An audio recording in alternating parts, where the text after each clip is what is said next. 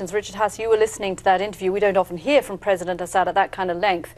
He sounded like somebody very confident, in control, quite calm, didn't you think? That's exactly the words I would have used. It's confident, it's comfortable. I think he's basically decided that he's weathered the worst and that he's going to be in office for some time to come. What did you make of his comments about information that he's getting from third parties about what the American-led coalition is doing over Syria? Well, it's implicit in the situation. You've got American aircraft and other aircraft regularly flying over, to use another word, violating Syrian airspace, but Syria is not resisting them. So there's some sort of tacit, implicit exchange of information and understandings that they're allowed to do this. Obviously, Syria doesn't want to challenge American aircraft. They'd lose. And obviously, they don't mind that the United States is weakening ISIS on the ground.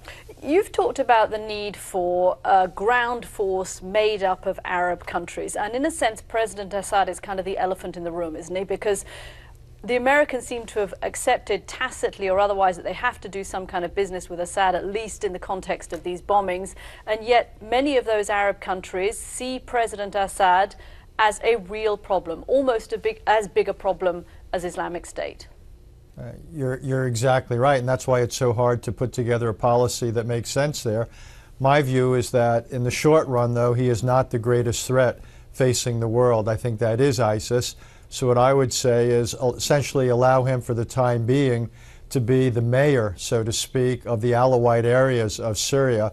But we do need a ground force made up of Sunnis that would work with American and other aircraft in order to deny ISIS the freedom to act with relative impunity. Do you really think that ground force is possible?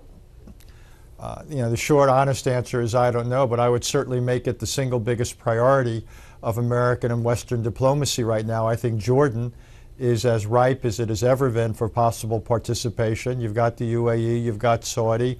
I don't know about Turkey or Egypt or others, but you need a Sunni force, because an American force would not simply be domestically unacceptable here, but it would be politically unacceptable there. It would give ISIS the narrative that outsiders and non-Muslims were coming in. We want to basically say that they are not the legitimate representatives of Sunni Islam. Only Sunni soldiers can do that. What happens if we don't get that force?